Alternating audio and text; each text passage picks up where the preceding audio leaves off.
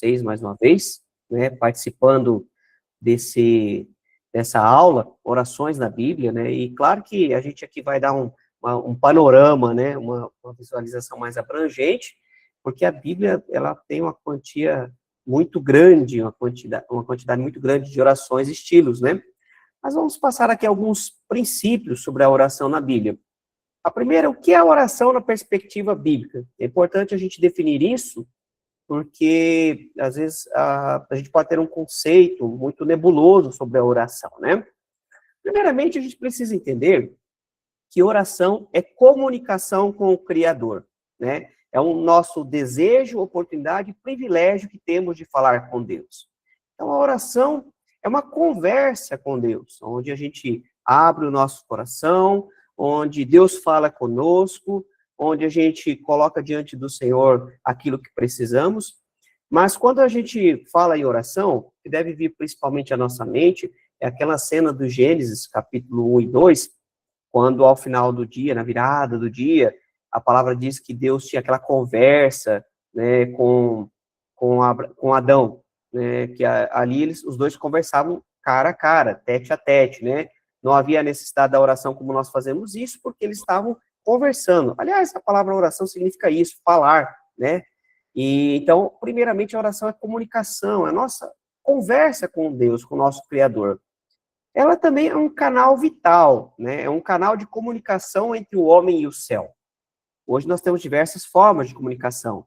Se antigamente as pessoas dependiam ou da conversa cara a cara, ou então de cartas, hoje a gente tem o telefone, temos o WhatsApp, temos a internet, temos aqui o Google Meet, que nos permite conversarmos, né, os irmãos aí de todo o país, estarmos juntos num único lugar.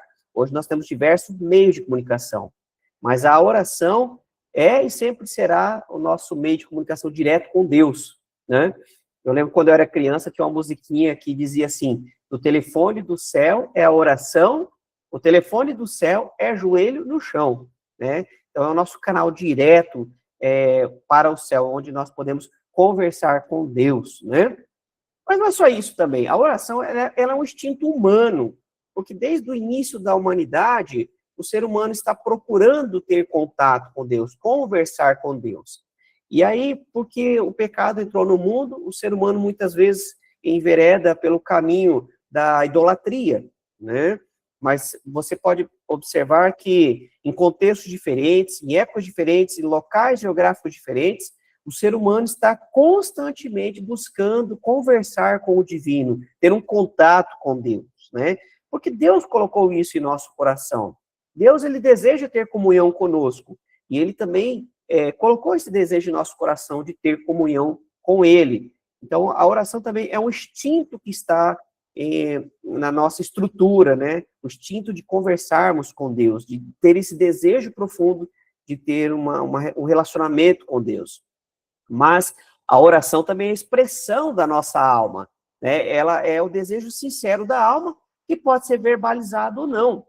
Porque a oração não é somente através de palavras, claro que principalmente através das nossas palavras, mas a palavra nos mostra, a Bíblia nos mostra que há momentos em que o Espírito Santo, né, intercede por nós até mesmo com gemidos inexprimíveis, porque as palavras já são limitadas, né? Muitas vezes a pessoa está num momento de profunda tristeza e ela expressa o seu coração, né, através do choro, né? Ou então através de gritos de alegria, né, de júbilo, né? Também, então a oração não é somente falada, mas ela também muitas vezes se manifesta de forma não verbal. Mas se tem uma palavra que a gente poderia definir então oração, eu diria que é diálogo.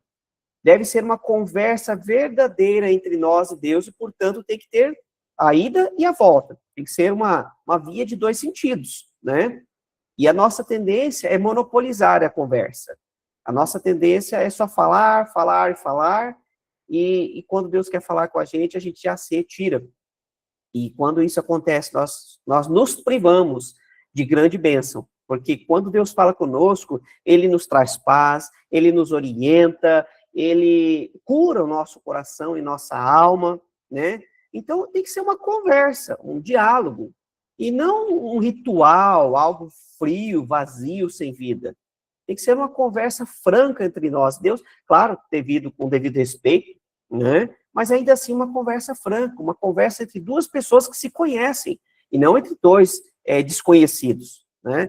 Então, a oração, quando ela não é um diálogo, ela se torna cansativa, pesada, se torna apenas uma obrigação. Mas quando nós desenvolvemos uma intimidade com Deus, um relacionamento com Deus, a oração, ela é uma conversa franca, né? Onde a gente pode, de fato, mostrar para Deus o que está em nosso coração. E qual é o propósito da oração? Primeiro, relacionamento com Deus, né? É o canal que Deus escolheu para nos relacionarmos com Ele, para que a gente possa ter uma conversa com Ele, né? Se na Bíblia é Deus falando conosco, na oração é Deus falando conosco e nós falando com Deus, né? Mas também o propósito da oração é aguçar o nosso senso de dependência, porque quando oramos, nós compreendemos que dependemos de Deus. Nós oramos porque precisamos de Deus, de ter um relacionamento com Ele, mas também da mão poderosa e graciosa de Deus agindo em nosso favor, né? Quando apresentamos a Ele nossas necessidades. Mas também oramos para termos discernimento da vontade de Deus, porque quando oramos, Deus fala conosco e nos traz compreensão do seu desejo, do seu propósito, da sua ação, que muitas vezes é misteriosa, né? Nem sempre a gente compreende de pronto, mas quando estamos em oração, o Espírito Santo vai ministrando ao nosso coração a vontade de Deus, vamos compreendendo a vontade de Deus e a pessoa de Deus também, né? Vamos conhecendo mais a respeito do próprio Deus. A Bíblia, ela registra diversas orações, em diversos gêneros, né? Diversas épocas, diversos contextos. Nós vemos na Bíblia orações individuais, orações coletivas, orações alegres, orações tristes, orações em momentos de júbilo, orações em momentos de crise, orações de intercessão, orações de petição, orações de arrependimento, né? Então, são diversos gêneros, épocas, contextos, situações, pessoas, personagens que nós vemos registrado na Bíblia, diversos tipos de oração. Então, a oração não é um tipo só, ela tem diversas formas, né? Mas a verdade é que a Bíblia está sempre nos convidando a orar, né? O salmista, em Salmo 62, verso 8, diz assim: confie nele em todo o tempo, ó povo, derrame diante dele o seu coração, Deus é o nosso refúgio. Então o salmista já está falando para derramarmos diante de Deus em oração o nosso coração, aquilo que está em nosso interior, porque Deus é o nosso refúgio, ou seja, ele não vai nos abandonar. Por isso o salmista, ele nos convida a confiar em Deus e orar a Deus, né? Agora, queridos, a Bíblia, ela tem alguns tipos de oração, né? Nós vemos na Bíblia alguns tipos de oração. O primeiro tipo de oração que nós vemos na Bíblia é a oração de louvor, de adoração e louvor, né? Que é justamente o reconhecimento do caráter e da grandeza de Deus.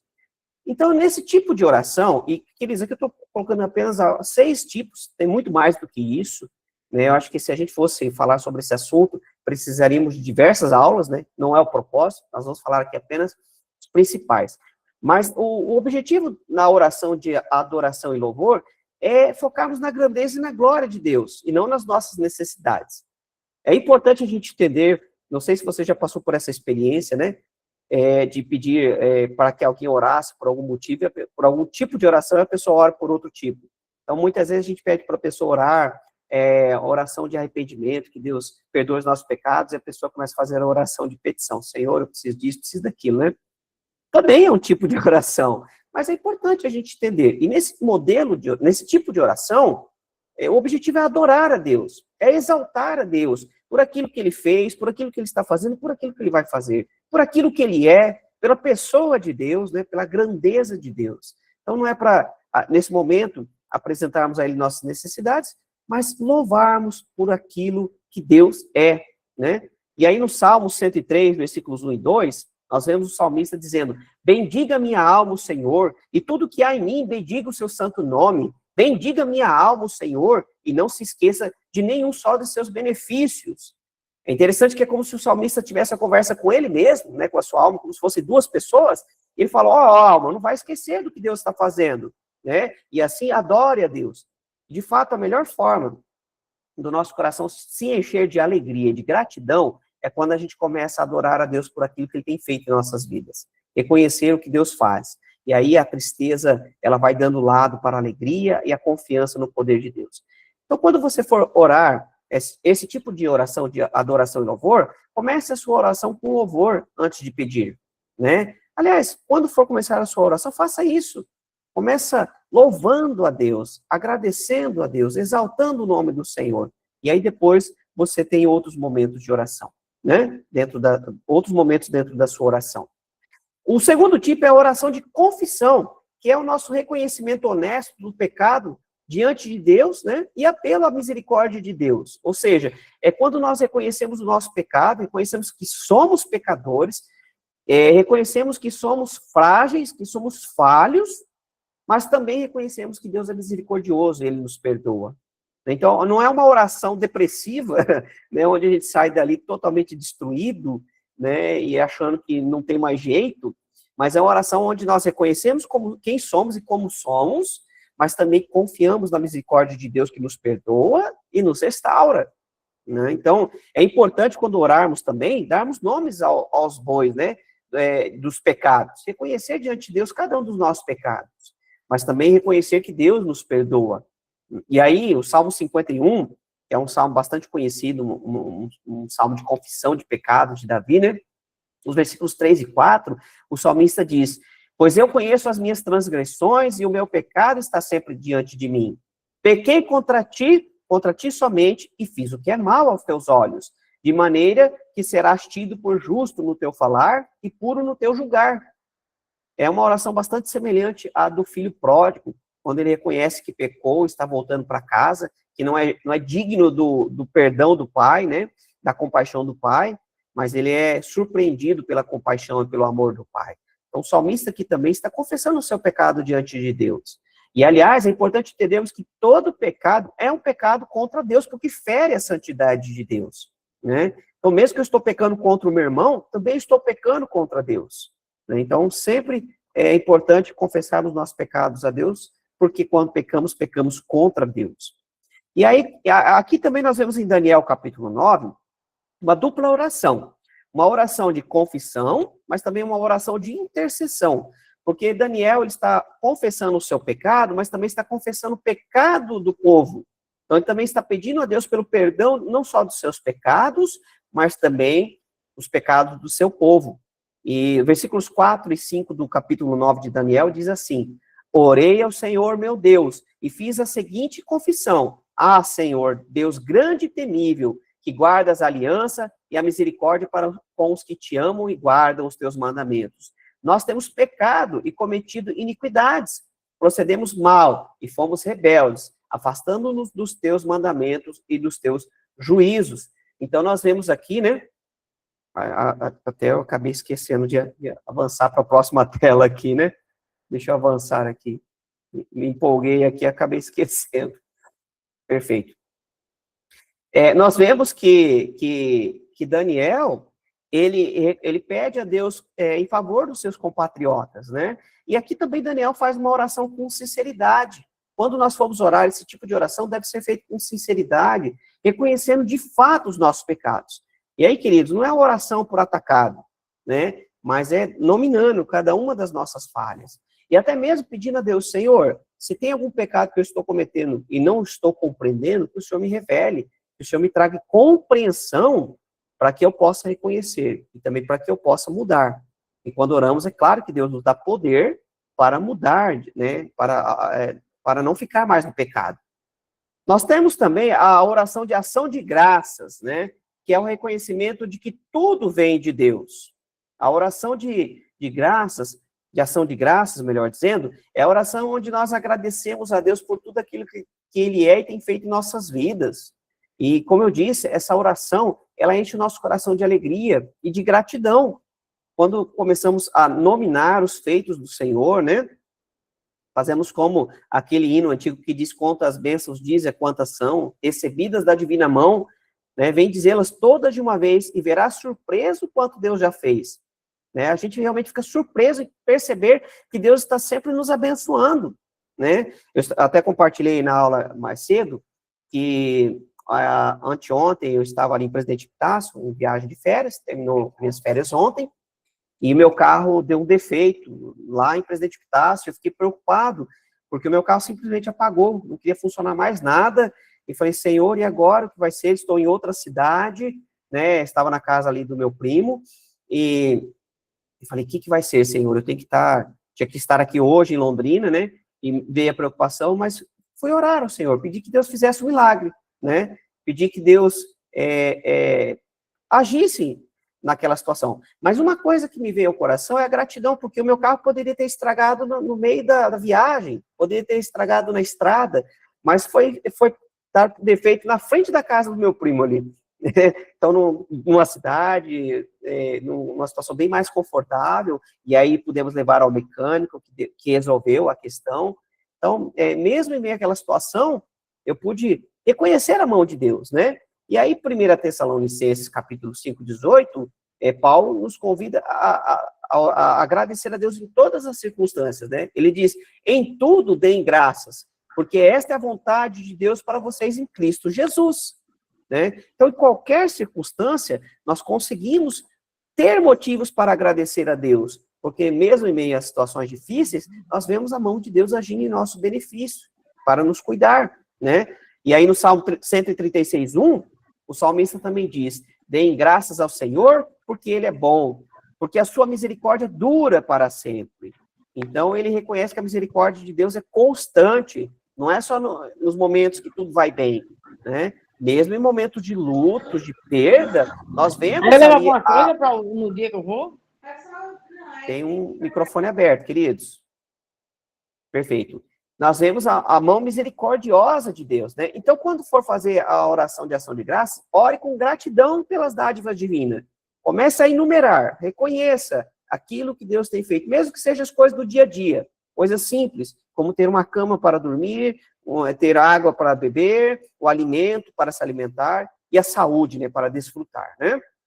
Depois nós temos a oração de petição, que é a oração mais corriqueira, mais comum, onde nós apresentamos a Deus nossas necessidades. E, queridos, por favor, não fique com vergonha de pedir a Deus, né? Quando a gente começa a falar dos outros tipos de oração, pode ser que você se sinta constrangido de pedir a Deus. E não é isso. Você pode e deve pedir a Deus, apresentar a Ele aquilo que você precisa, porque a Bíblia nos convida a isso, né?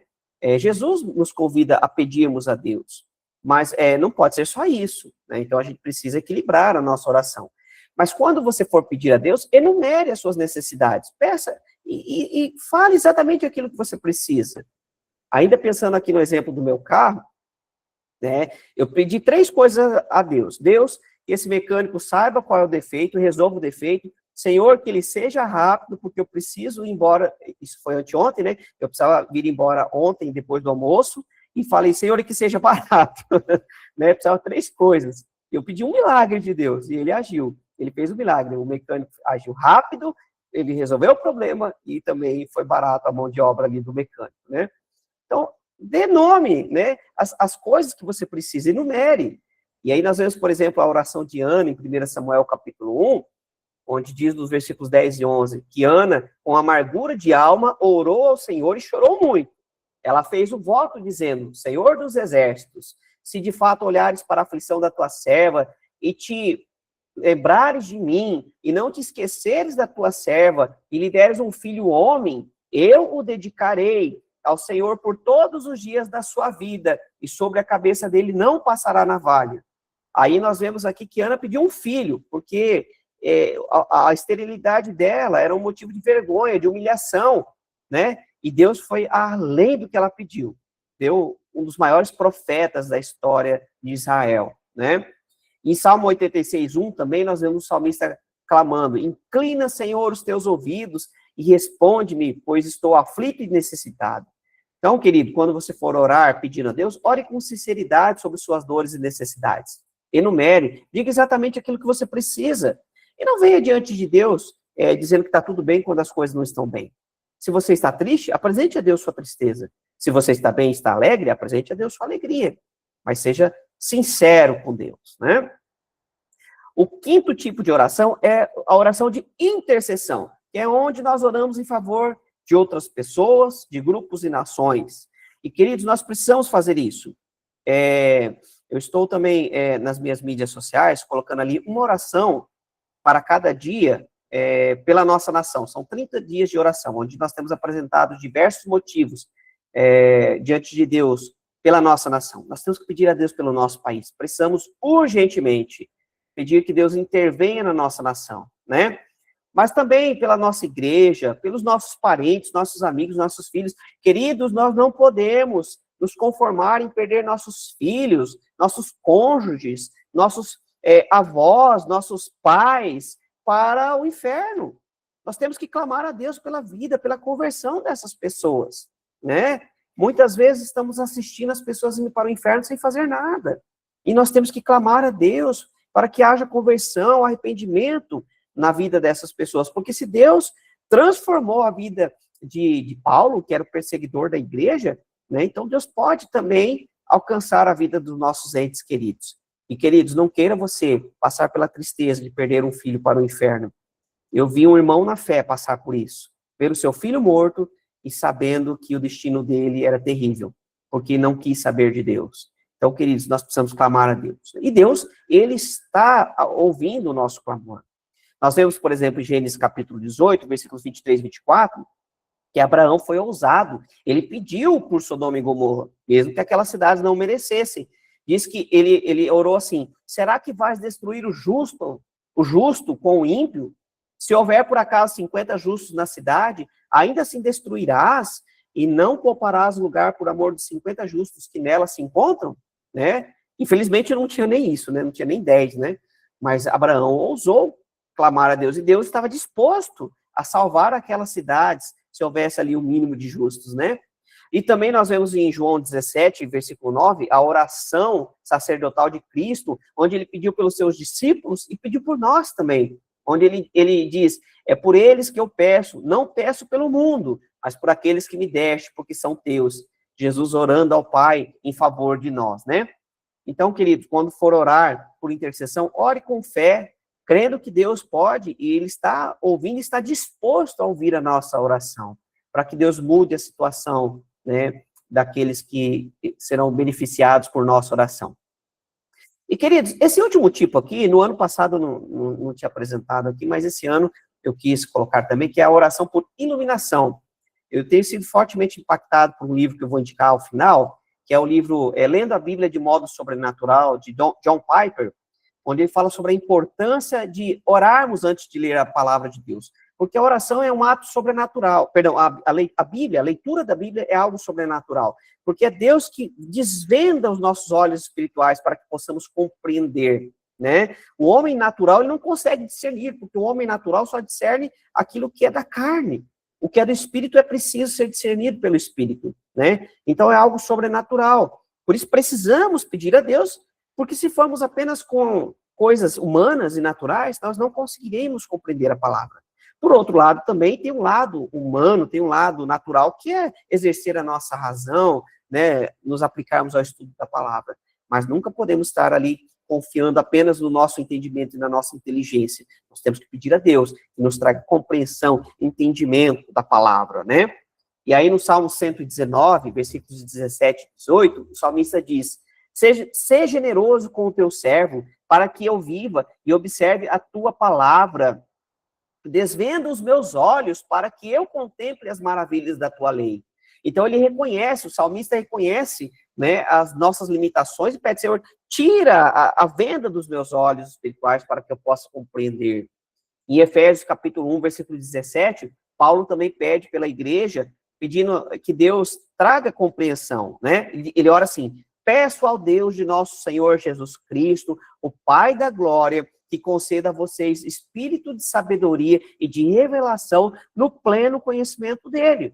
Então, a oração, aqui até uma oração de intercessão, né, também, mas Paulo está orando para que Deus iluminasse a mente e o coração da igreja, para que eles fossem cheios da sabedoria e do conhecimento de Deus e da vontade de Deus, né?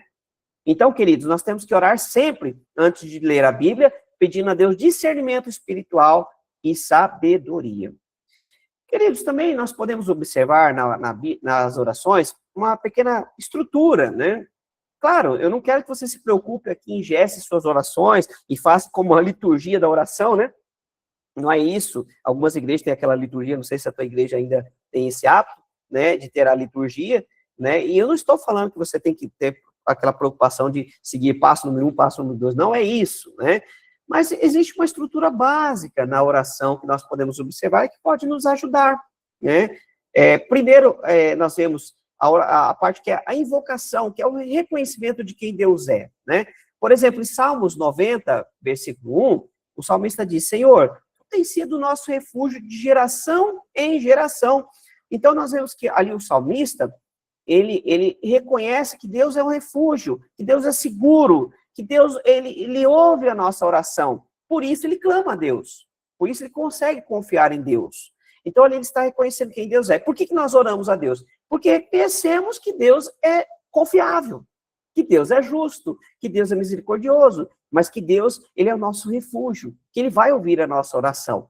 Então nós podemos, né, orar a ele. E aí depois nós temos ali as memórias das obras de Deus, que é quando nós recordamos o que Deus já fez. É interessante que em Neemias capítulo 9, especialmente os versículos 9 e 10, Neemias está diante ali de uma nação totalmente destruída. Era só um caos, um completo caos. E era algo desanimador. Diante disso, a nossa tendência é desanimar. Não tem mais jeito, acabou, não tem o que fazer, né? Mas nós vemos que Neemias, ele relembra a ação de Deus quando libertou o seu povo do Egito. E ele invoca a Deus essa mesma ação. Ele ora assim, ó, viste a aflição dos nossos pais no Egito e ouviste o clamor deles junto ao Mar Vermelho. Fizeste sinais e maravilhas contra Faraó e seus servos e contra todo o povo da sua terra, porque soubeste que os trataram com arrogância e assim adquiriste a fama que tens até o dia de hoje. Então aqui ele invoca a mesma ação de Deus. Diz a lenda, não sei se é verdade, mas eu creio que seja, que quando Billy Graham visitou a casa de John Wesley, ele viu ali ao lado da cama de John Wesley, o chão era mais gasto, né, porque era onde ele se ajoelhava para orar. John Wesley era um homem de oração, não é à toa que foi um homem usado de forma surpreendente por Deus, gerando um grande avivamento, né, sobre a nação. Mas diz que quando Billy Graham chegou naquele lugar, ele se ajoelhou ali e falou, Senhor, faz de novo.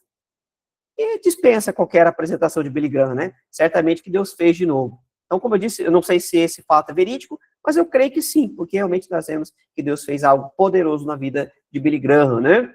Então, queridos, diante das situações difíceis, a gente tem que lembrar que nós servimos a um Deus que já fez tantas coisas maravilhosas por nós. É importante também termos um momento de confissão, que é onde admitimos de forma sincera o nosso pecado, né?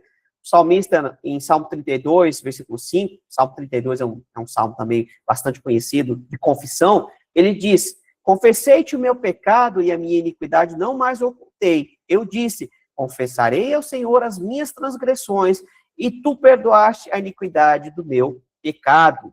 Então é importante nós também separarmos um tempo para confessarmos a Deus nossas falhas, não para entrarmos em depressão, mas para reconhecermos a misericórdia de Deus, porque se não fosse a misericórdia de Deus, nós já teríamos sido destruídos, né? Mas é porque Deus renova cada dia sua misericórdia sobre nós, é que estamos vivos e guardados pelas mãos bondosas do Senhor. Então, queridos, confesse diante do Senhor seus pecados, suas iniquidades, mas se levante fortalecido e também peça que Deus te dê forças para não mais viver no mesmo pecado, né? É importante também, quando você for orar, pedindo a Deus, colocando a Deus sua necessidade, faça os seus pedidos de forma bastante clara. Já compartilhei aqui que quando eu fui pedir a Deus pela situação do carro, né, eu pedi a Deus 3 coisas que eu precisava, que fosse rápida a solução, que houvesse uma solução e que fosse barata a solução, né, e Deus ouviu as 3 coisas.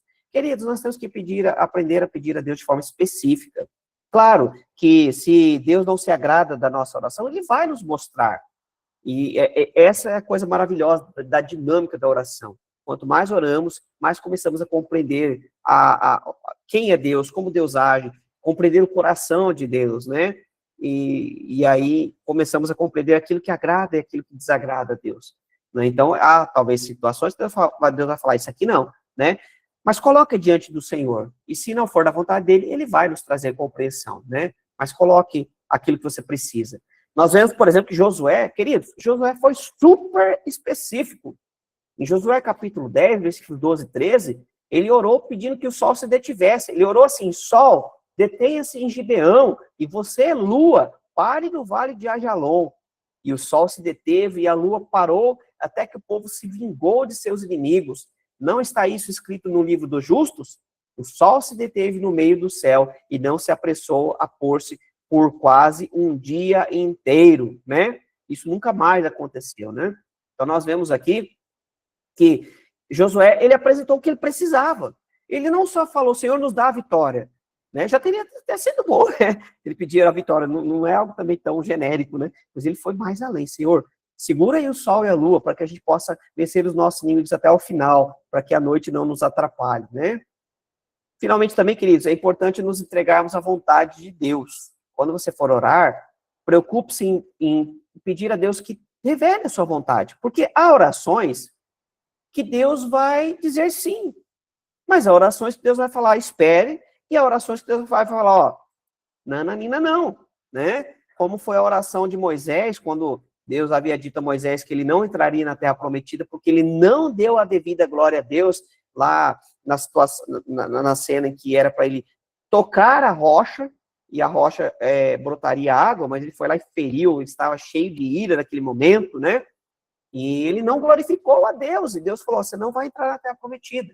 E houve situações em que Moisés pediu a Deus, e Deus falou para ele: Moisés, chega, basta, você não vai entrar, né? E Moisés teve que se contentar. Houve também com Paulo, quando Paulo pediu que Deus tirasse o espinho da carne, né? E a resposta de Deus foi: Paulo, a minha graça te basta, né?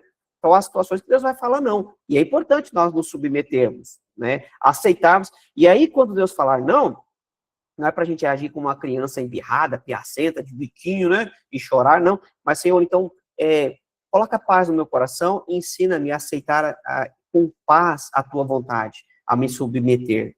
Nós vemos, por exemplo, que Lucas 22, 42, Jesus faz isso. Ele diz: Pai, se queres, afasta de mim esse cálice, lá na oração do Getsemane, né? Contudo, não se faça a minha vontade, e sim a tua. Se possível, afasta de mim. Mas nós sabemos que não era, que Jesus precisou ir até a cruz. Ali a resposta foi uma negativa, né? Mas ele se submeteu. E nós não vemos ali um Jesus bravo com Deus, né? Porque teve que se submeter. E assim, nós temos que entender que mesmo diante da negativa de Deus, nós temos que nos submeter, porque ele tem sempre o melhor.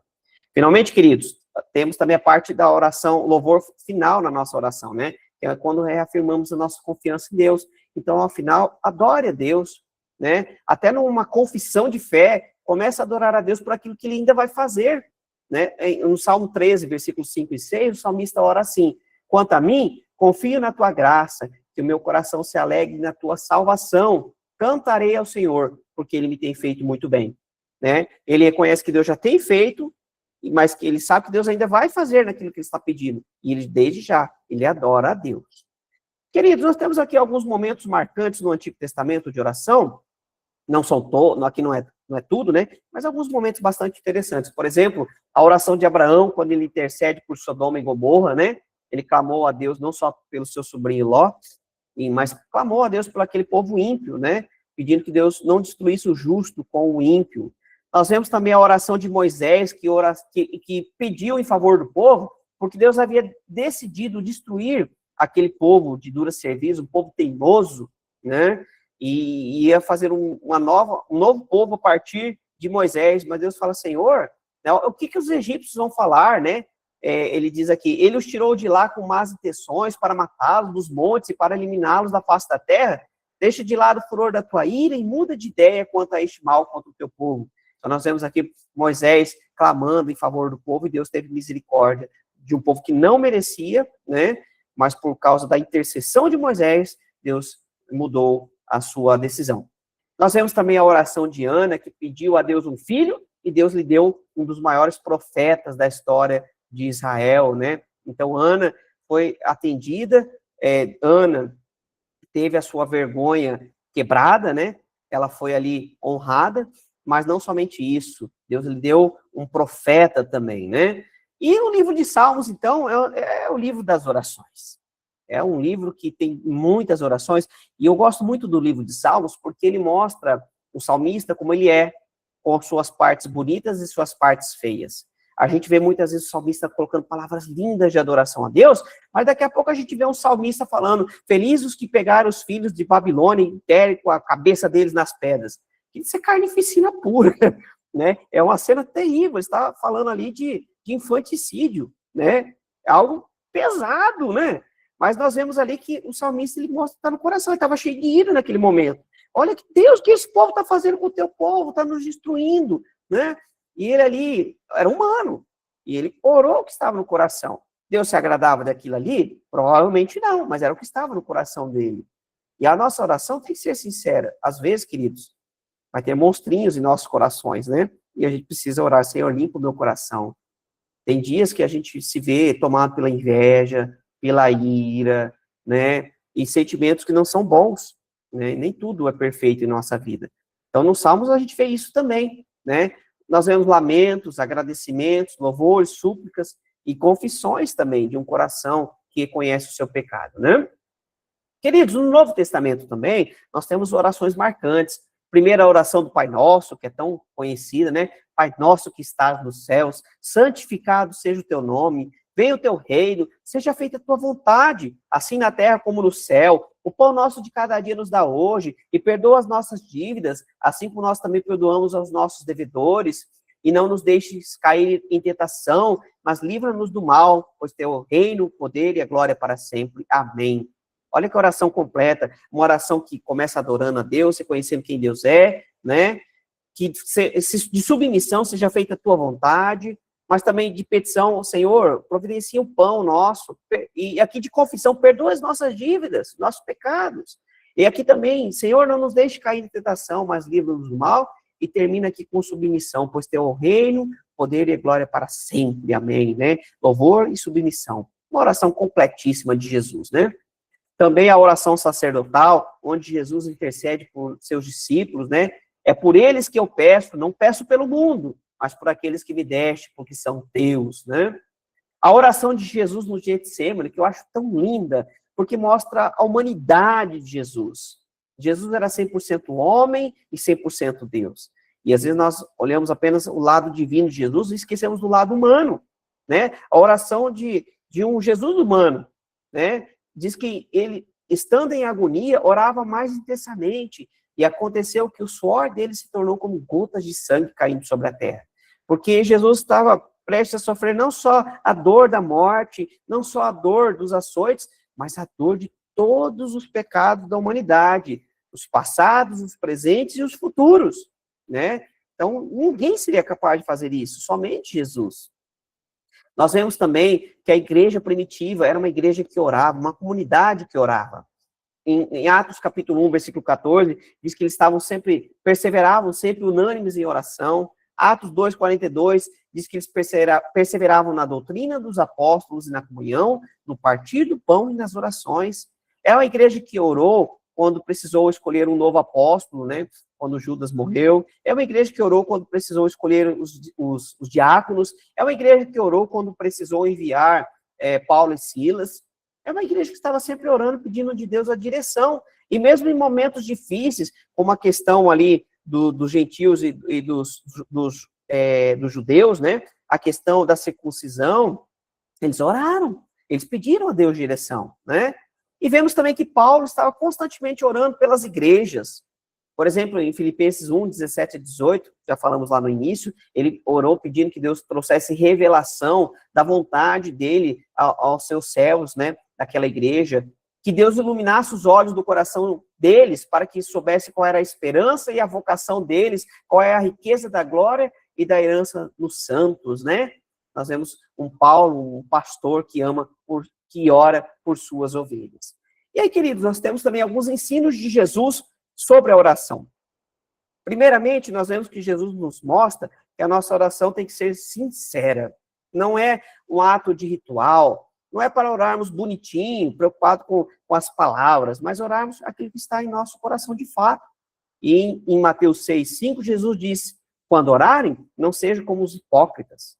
Os fariseus oravam também, mas não era aquilo que estava no coração de fato deles, né? A oração deve ser simples, né? Não se preocupe com palavras bonitas, porque Deus não se impressiona com isso, queridos. Deus não se impressiona com isso, mas Deus, ele se impressiona com uma oração verdadeira, uma oração sincera, uma oração simples, né? E aí em Mateus 6:7, diz assim, e orando, não usem vãs repetições, né? A oração deve ser perseverante. Em Lucas 18:1 diz que Jesus contou uma parábola para mostrar que deviam orar sempre e nunca desanimar, né? Então nós temos que sempre orar, sempre pedir a Deus, né? Sempre colocar diante dele e não desanimar, porque muitas orações, aliás, algumas orações, queridos, podem extrapolar a nossa existência. Há orações que vão além da nossa simples e pequena existência, mas Deus não se esquece, né? Não se esquece daqueles que são seus. Também a oração deve ser com fé, fruto de fé. Marcos 11:24 diz, por isso digo a vocês que tudo o que pedirem em oração, creiam que já o receberam, e assim será com vocês. Olha que coisa poderosa, que confissão de fé. Creio que já receberam, mesmo que ainda não, né? É interessante que eu fiz um pedido de um produto que vai vir da China, né? A comprinha da Shein, né? Da Shopee. E tá lá que tá sendo enviado. Eu não recebi, mas eu sei que vou receber. Então, já estou tranquilo. E no momento certo, a comprinha vai chegar aqui pelos correios, né? A oração também deve ser um fruto de fé.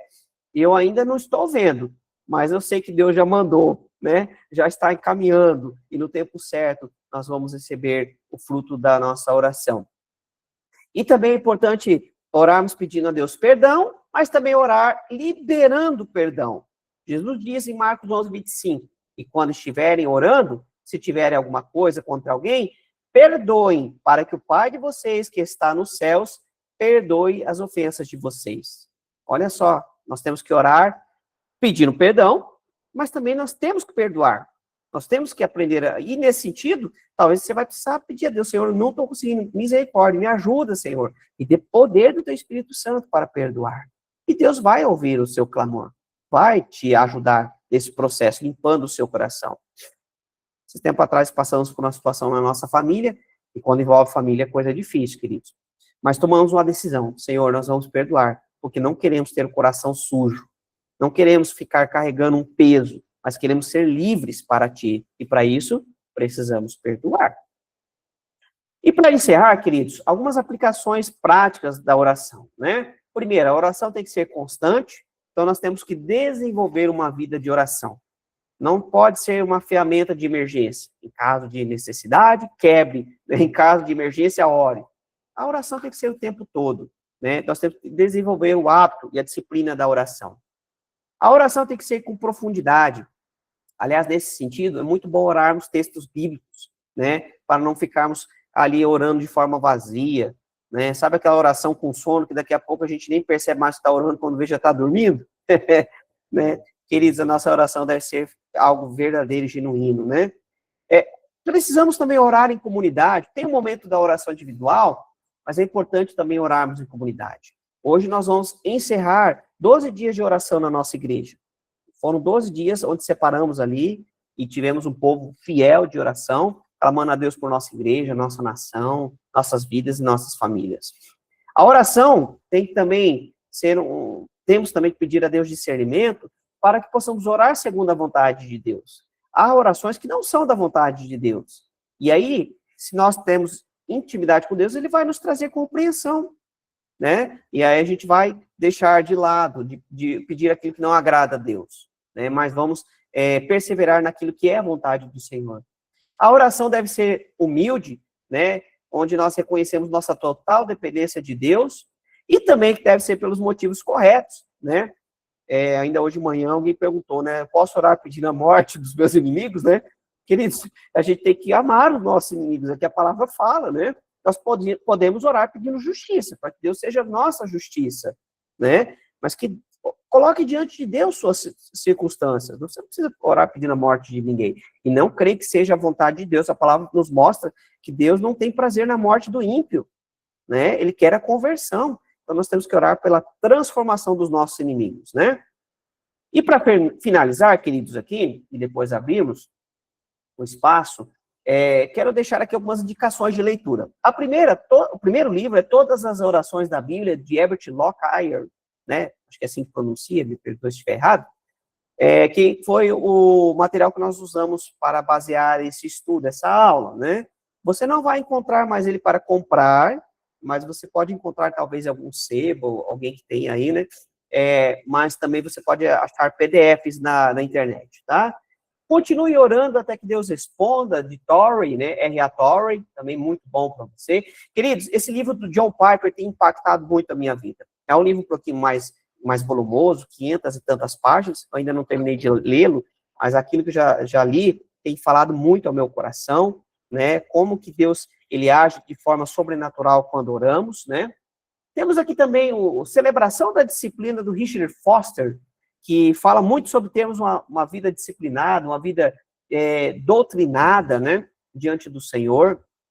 Perdão, uma vida disciplinada, desculpa, queridos, doutrinada não, né? Uma vida realmente onde nós praticamos não só a oração, mas também o jejum, né, a meditação e outras práticas, outras disciplinas espirituais também.